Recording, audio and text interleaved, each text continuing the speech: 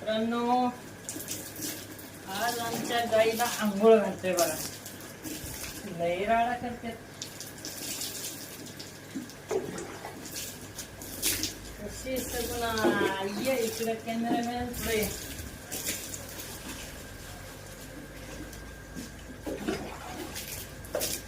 पहिले तर ओलं करून घ्यायचं सगळं, ब्रशने चोळायचं.